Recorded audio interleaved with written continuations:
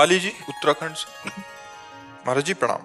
महाराज जी, हम इंटरनेट के माध्यम से 1 साल से आपसे जुड़े हैं और आपकी कृपा से जीवन में बहुत सुधार भी आया है। हम विद्यालय में संचालन का कार्य करते हैं। हमारे प्रश्न ये है कि स्कूल के अभिभावक अपने बच्चों की इच्छा पूर्ति में इतना लीन हो गए हैं कि अपने ही बच्चों का भला बुरा की समझ नहीं रख रहे, अपने बच्चों से बहुत डरे हुए रहते हैं। हम उनको कैसे समझाएं कि इनका ऐसा भाव माता पिता जो मतलब उनकी इच्छा पूर्ति में नहीं, अगर बच्चे की इच्छा पूर्ति के विरुद्ध बात करें तो धमकियां देते हैं। बच्चे ऐसे भी हमारे पास आए हैं, हम ऐसा है, हम भाग जाएंगे। तो माता पिता को डर लगता ही है कि हमारे बच्चे तो कम से कम चलो भाई तुम्हें जो चाहिए, पर उसमें उचित और अनुचित का विवेक होना चाहिए। यदि हम बच्चों की अनुचित मांगों को पूरी करते रहेंगे तो वो अपने आचरणों से हीन हो जाएंगे और ना वो राष्ट्र सेवा लायक रहेंगे, ना वो भगवत सेवा लायक रहेंगे। तो बच्चों की हमको मनोवृत्तियों को भी पूर्ण करना है और उनकी मनोवृत्तियों का विरोध भी करना है। दोनों बातें करनी है। इतनी प्रवीणता माता पिता में होनी चाहिए कि अपने बच्चे को इतना सपोर्ट करे कि वो नकारात्मक सोच में ना पहुंच जाए, और इतना उसको शासन में भी ले कि उसको जैसे नशा है, व्यभिचार है या गंदे मार्ग हैं, उन मार्गों में उनकी प्रवृत्तियां ना जाएं। ये कह रहे हैं कि ये स्कूल में संचालन करते हैं तो इनको बहुत दिक्कत होती होगी कि स्कूल में जैसे एक शिक्षक का कर्तव्य होता है कि कैसे शिक्षा देना है, उसमें डांटा भी जा सकता है, कुछ भी किया जा सकता है, तो अभिभावक जो होते हैं वो विरुद्ध कभी कभी हो जाते हैं। वैसे अब समय ऐसा है कि उचित शब्दों से केवल आप समझा दीजिए और नहीं समझते हैं तो भगवान पर छोड़ दीजिए। अब समय ऐसा नहीं कि आप उनको पीट दें। अच्छा, अब ऐसे भी स्कूल के बच्चे हैं कि 4 बच्चे मिलकर आपका अपमान कर देंगे। अगर वो ना किए तो उनके माता पिता आपका अपमान कर देंगे। पिता के बोलते हैं कि आपको बोलना नहीं चाहिए, बच्चे का आत्मस्वभाव आप सम्मान खत्म कर रहे हैं स्कूल में डांट के। नहीं, हमारा आत्मसम्मान, अगर हमारे गुरुजन हमको डांटते नहीं तो आज ये क्या मिलता जी। अगर गुरुजन हम तो उनके चरणों में प्रणाम करते जिन्होंने का सिखाया, का और मात्रा सिखाई। अगर ना सिखाए होते तो आज जो हम शास्त्र ज्ञान बांट रहे हैं वो भले अनुभव हो जाता, पर बोल नहीं सकते थे। बोलने के लिए शब्दावली चाहिए ना, वो शब्दावली गुरुजनों ने सिखाई। हम प्रणाम करते हैं उन गुरुजनों को जिन्होंने ककारा मात्रा सिखाया। कहीं हाँ, थोड़ा आज कलयुगी जो टीचर हैं, कलयुगी टीचर, हम आपके लिए नहीं कह रहे, वो अपने कर्तव्य को नहीं जानते हैं। जो क्योंकि बच्चों का शोषण की बातें जो आती हैं, गलत ढंग से बच्चों का जो शोषण किया जाता है या व्यसन करके बच्चों को जो पिटाई करने की बातें आती हैं, वो गुरुजनों में नहीं होनी चाहिए। गुरुजन व्यसन रहित और जितेंद्रीय होना चाहिए, क्योंकि बच्चे बच्चियां सब तुम्हारे अंडर में हैं, तो तुम्हारे द्वारा उनका पोषण ही होना चाहिए। तो जो गुरुजन पोषण करते हैं, अगर वो बच्चों पर शासन नहीं करेंगे तो फिर बच्चे पढ़ाई में उन्नति नहीं प्राप्त करेंगे। शासन जरूरी है। अब जैसे अपने लोगों के समय था, खड़ा कर दिया जाता था, 2 घंटे खड़े रहो, तो अब खड़े होने में सब विद्यार्थी बैठे, हम खड़े तो हमें जो अपमान महसूस हो रहा है, तो हम कल अपना काम करके लाएंगे। वो बच्चे को उठाने के लिए है, बच्चे का पतन करने के लिए नहीं है। हम अपने कर्तव्य का पालन करें और बच्चों को शिक्षा दें, और इसके बाद जब वो नहीं मान रहे तो हम शासन ना करें। अब समय शासन वाला नहीं रहा, शासन करने पर अपनी हानि हो जाएगी, इसलिए शासन ना करें, बिल्कुल प्रार्थना है। और हमें लगता है सरकार भी अलाउ नहीं करती है, नहीं ना, तो बस जितना आप पढ़ा सकती हैं ईमानदारी से पढ़ाइए, और जितना आप मृदु शब्दों से उनको बता सकते हैं कि आप गलत हैं, आप अपना सुधार कर लीजिए, इतना तक तो ठीक है।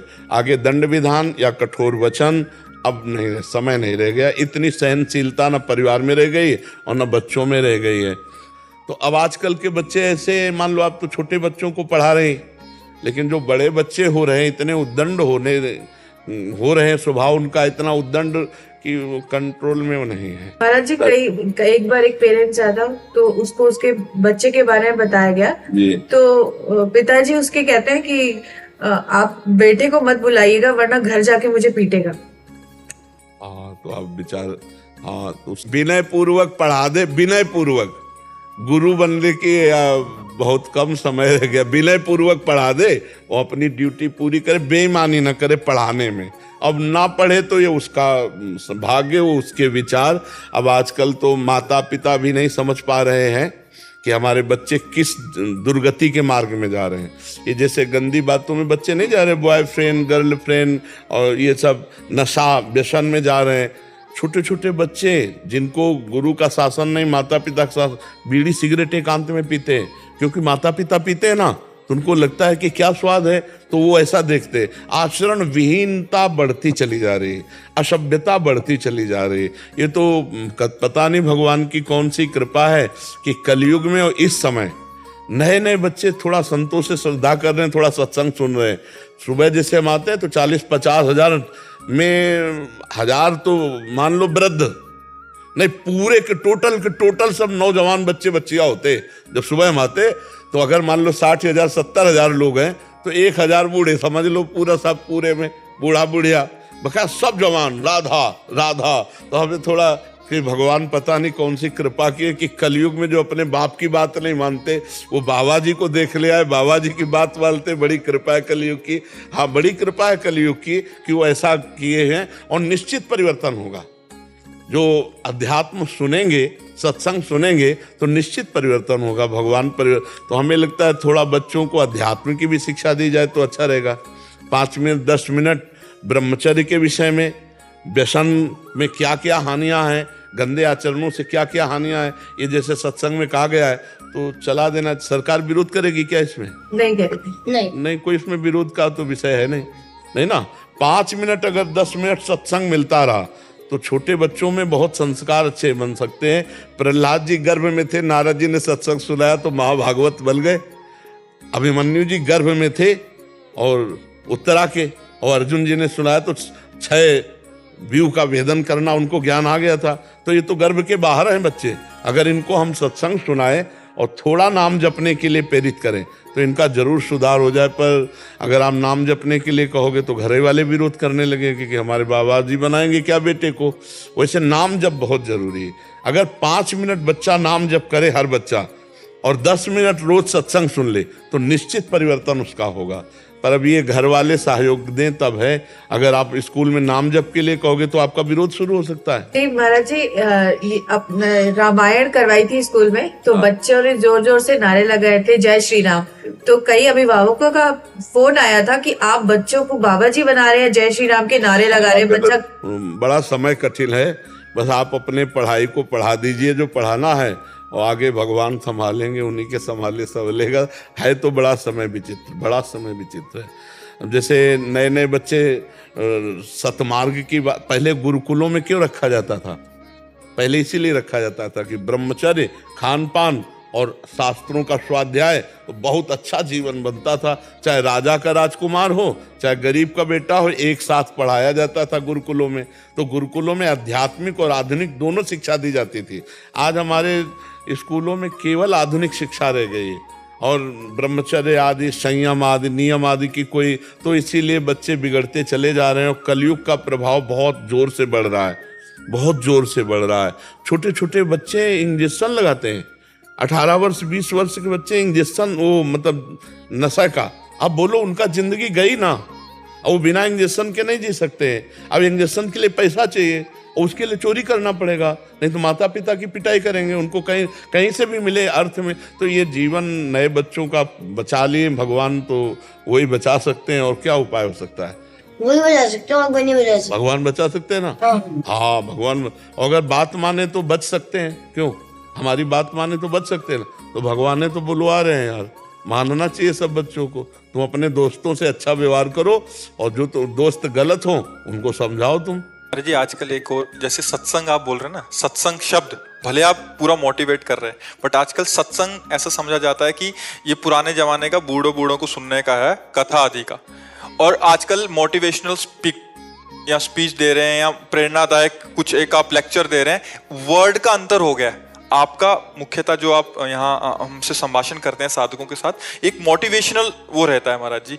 मतलब आप प्रेरणा देते हैं, नाम जप की प्रेरणा दे रहे हैं, अपने माता पिता से कैसे व्यवहार होना चाहिए, एक अपनी नौकरी में कैसे रहते हुए भगवत प्राप्ति के मार्ग पे आप आगे बढ़ सकते हैं, एक बच्चे कैसे भक्ति के साथ अपनी पढ़ाई करें, आपका ये फोकस रहता है। बट सत्संग जो शब्द हो गया है, आप मतलब बाबा जी से सुन रहे हैं, तो मतलब ये एकदम वैसा वो हो गया। नहीं तो आपकी जो वाणी रहती है महाराज जी, एक मतलब प्रेरणादायक रहती है हर फील्ड में महाराज जी।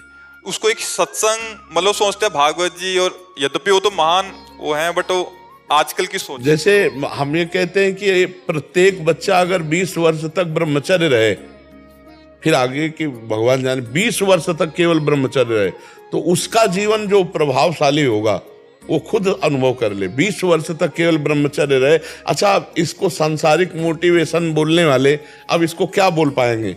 और डॉक्टरों का तो ऐसा कथन है कि हफ्ता 10 दिन में नष्ट ही करना चाहिए। अब वो तो बच्चों को और गलत मार्ग का प्रोत्साहन दे रहे हैं। अच्छा, अध्यात्म के विषय में जैसे हमने ये देखा, वो भजन है नहीं, तप है नहीं, वो गीता या भागवत के विषय में जैसे बोल रहे हैं, तो उनको ज्ञान नहीं है। शब्दार्थ, भावार्थ और रहस्यार्थ, तो ना भावार्थ उनको समझ में आ रहा है ना रहस्यार्थ। वो शब्दार्थ को पकड़कर केवल शब्द बोल देते हैं, तो उससे लाभ नहीं प्राप्त हो पाएगा। लाभ प्राप्त होगा जो आचरण में उतारे, जो तपस्या संपन्न हो, जो भजन परायण हो, तभी तो उसका उपदेश काम करेगा। नहीं तो वो उपदेश एक व्यापार मात्र हो जाएगा और वो उपदेश काम नहीं करेगा। जैसे आपने बोला कि सुबह हम जब आपके साथ आते हैं तो 50,000 लोग, बच्चे मतलब न्यू जनरेशन होती है महाराज जी, ये सभी नौकरी करते हैं, ये सभी व्यापार करते हैं, इनका सबका परिवार है, अपने अपनी फील्ड में कार्यरत हैं। बट अध्यात्म हमें, जैसे आपसे हमने सीखा कि अध्यात्म हमें जो भी हम कार्य कर रहे हैं, जो भी हम कर्म कर रहे हैं, उसको और अच्छे ढंग से करने का एक प्रोत्साहन देता है, और उसमें कोई पाप कर्म ना बने इसका जागृति देता है। बिल्कुल बिल्कुल। बट इस बात को समझ जाए। हाँ, अब जैसे जो बच्चे अध्यात्म में थोड़ा जुड़े हैं, अब वो डरने लगे कि हम महाराज जी कृपा करना, अब हम कहीं दोबारा कोई पाप कर्म ना कर बैठे, अब हमसे दोबारा वो गलती ना हो जाए। ये नाम जब से हुआ ना, हृदय पवित्र हुआ, अध्यात्म सुना तो डर घुस गया। देखो, जिसे कानून का डर, समाज का डर, भगवान का डर, शास्त्र का डर, वो पापों से बच सकता है। और जिसे डर खत्म हो गया, फिर वो नहीं बच सकता है। कानून का भी डर हमें बचाता है, समाज का डर हमें बचाता है, भगवान का डर, शास्त्र का डर, ये हमको पापों से बचाता है। तो ये डर हो जाना चाहिए। ये डर ही डर हरिवंशित, जिनो भ्रमय गुण सलिल पर, ये माया में गुण उसको फिसला ना सकेंगे जो नाम जप करेगा और सत्संग सुनेगा। चाहे बच्चा हो, चाहे बूढ़ा हो, चाहे जवान हो, माया सबके ऊपर आक्रमण करती है। अगर नाम जप किया जाए और सत्संग सुना जाए तो निश्चित आपका जीवन सबसे अलग होगा। एक दैवी संपदावान, एक देखो ना, ये भी तो राष्ट्र सेवा में थे, अभी जो आए, कितना सुंदर विचार है, कितने सुंदर भाव है। तो अगर इस शास्त्र से ना जुड़े हो, अध्यात्म से ना जुड़े हो, तो आते ही नहीं यहाँ। अगर जुड़े ना होते तो आते ही नहीं, और जुड़े हैं तो देखो कितने सुंदर भाव हैं। तो हमें लगता है सबको अध्यात्म से जुड़ना चाहिए। बाबा जी बनना ही थोड़ी अध्यात्म होता है। अध्यात्म होता है पवित्र चरित्र होना, संयमवान होना, नाम जप करना, परोपकार करना, माता पिता की पूजा करना, उनके शासन में रहना। अब वो मानसिकता परिवर्तन करना ही अभी सबसे बड़ी हमारी वो है, जरूरत बन गई है हमारे जी। मानसिकता ऐसी बन गई है कि बाबा जी मतलब भजन, और वो बूढ़े बूढ़े जने मतलब भजन मतलब अपना जीवन को निखार लाना। बिल्कुल। चाहे आप कैसे ग्रस्त में हैं, चाहे आप कहीं भी किसी भी कर्म क्षेत्र में हैं महाराज जी, बट वो उस बात को समझाने के लिए। देखो, एक बच्चा है, जवानी आ रही है, अब उसने कुसंग में नशा कर लिया, इसके बाद बेविचार कर लिया, इसके बाद अब वो डर लगा, अब उसको मार डाला, इसके बाद आजीवन कारावास।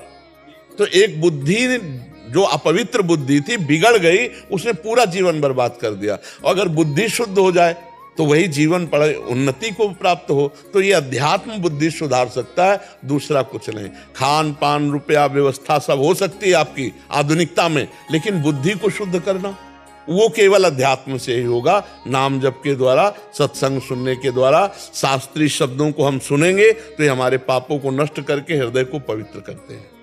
आज देखने को मिल रहा है महाराज जी, आज लाखों परिवार जिन्होंने व्यसन छोड़ दिए, मांस, अंडा, सिगरेट जो भी करते थे। आप महाराज जी यहीं आके बोलते हैं, बाहर हमसे भी मिलते हैं तो तब समझ आती है कि नहीं, विचारों का परिवर्तन ही अगर आ जाता है सत्संग के माध्यम से तो जीवन में एक निखार। हाँ, जैसे अभी जेलर साहब से हमने यही कहा कि माइंड का परिवर्तन होना, माइंड का स्वस्थ होना अनिवार्य है। ये सब माइंड के बीमार जेल में गए, दिमाग इनके बीमार हो गए, मतलब धर्म विरुद्ध हो गए, इनका दिमाग स्वस्थ करना। तो इसीलिए वो कि जैसे प्रवचन करता है, अच्छे अच्छे धर्म की वास्तविक बात बताते हैं, तो अगर जेल पहुंचे उनको ले जाया जाए और वो बैठ करके सुने तो उनकी बुद्धि बदले। तो कह रहे हैं ऐसा करते हैं, ऐसा करते हैं। धर्म ही बदल सकता है, अध्यात्म ही बदल सकता है बुद्धि को और समाज को भी।